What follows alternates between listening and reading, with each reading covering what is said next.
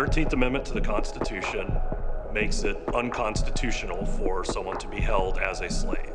In other words, it grants freedom to all Americans.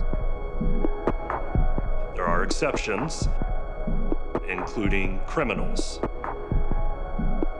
There's a clause, a loophole. If you have that embedded in the structure, in this constitutional language, then it's there to be used as a tool for whichever purposes one wants to use it.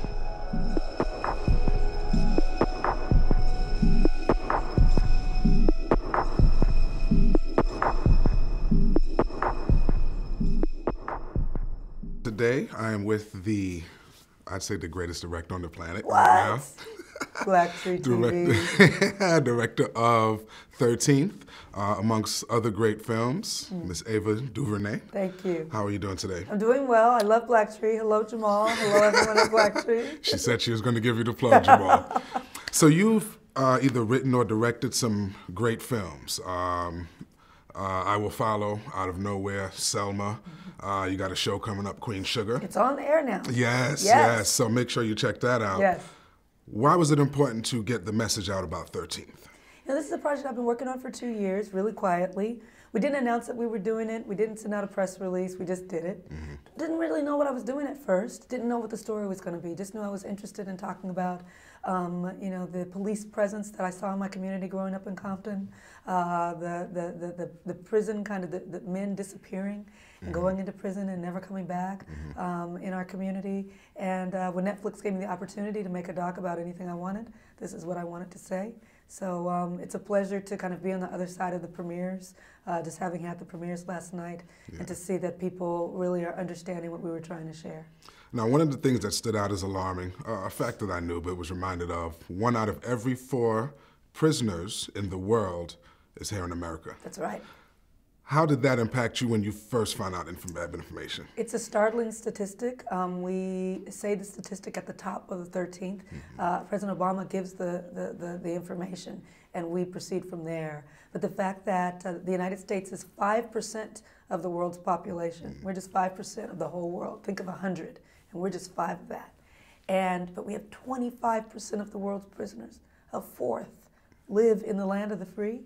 That's nuts. And we're not talking about it hardly enough, and so that's what the 13th talks about. Another thing I noticed in the documentary is that you use the different presidents, starting with Reagan and moving up, to show how they were an essential part of reinforcing that 13th and that hidden slavery, whether it was via economics or just through putting people in bad situations. What made you decide to focus on the presidency as well, along with all the other facts? Yeah, putting together a film, it's kind of like a puzzle, even if it's a narrative film, but especially with a doc, and especially one that was as sprawling as this one. So my editor and I, Spencer Averick, spent a lot of time in trying to figure out, gosh, what goes first? And we just decided on chronological order. And as you go through, you hit each of the presidents, and you see that whether it was a Republican president or a Democratic president, both parties had a hand in this, and black bodies have been used for political gain throughout the decades, centuries now. And so our idea to just take viewers through it very methodically, because it's a lot to take in. So if you just follow a timeline, it's a little easier. Experts call them super predators. They are not just gangs of kids anymore. They are often the kinds of kids that are called super predators. No conscience, no empathy. Animals, beasts that needed to be controlled. When those grandmothers say, but he's a good boy, he never did anything. Don't you believe it? Many black communities began to actually support policies that criminalize their own children. Last night, the 18s accused in the attack were arraigned on charges of rape and attempted murder.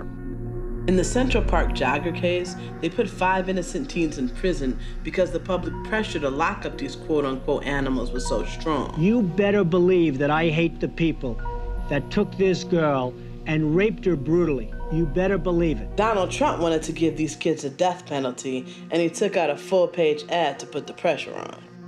These children, 4 of them under 18, all went to adult prisons for 6 to 11 years before DNA evidence proved they were all innocent. I also noticed that you make great use of historic footage, a lot of footage from 60s, even prior to that, especially when you highlighted the original Birth of a Nation film. Any challenges in getting access or clearance to use that footage? Oh, the Klansman The historic, footage? The Birth of a Nation? Just the all original? of the historical stuff, any of that stuff. Archival footage for a documentarian, some love it. It was the bane of my existence. It's really, easy to grab, but then you've got to clear it. And you're bringing in hours and hours of stuff. We had over 2,000 hours of archival footage that we have to go through and find just the moments to make a 100-minute film. Really, really daunting, but a challenge that we and Spencer were up to. And speaking of Birth of a Nation, you highlighted the original film towards the beginning of the documentary.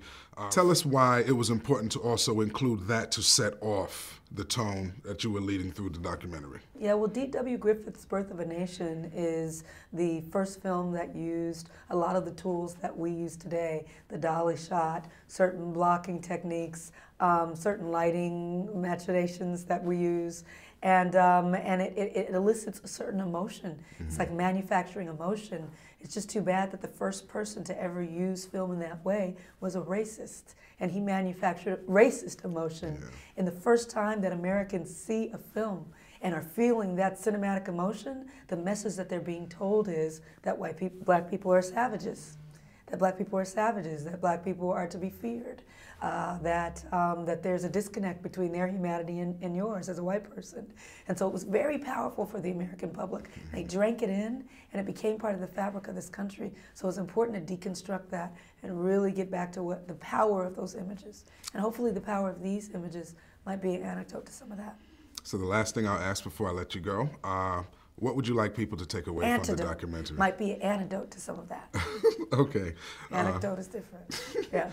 Let us know what you would like people to take away from the documentary, even if it is just one point.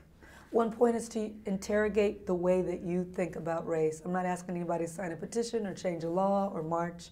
Maybe you'll do all those things, and that's fantastic. The thing I want you to do is think about your place in this puzzle, this race problem, whether you're black or white. Part of the charge for black people is to really know that this present moment is not unique, that this has happened before, that it's been fought before, and that we will continue to survive, giving context to that. And for folks who are not black to understand, you don't know what you're talking about if you're trying to tell us what's going on with this moment. So why don't you listen, be an ally, and start to understand, and 13th will help you do that. Well, thank you very much for your time. Thank 13th, you. Make sure everyone gets their history lesson if you don't already have that information. Thank you again for your time. Thank you, brother. Congratulations. Appreciate it.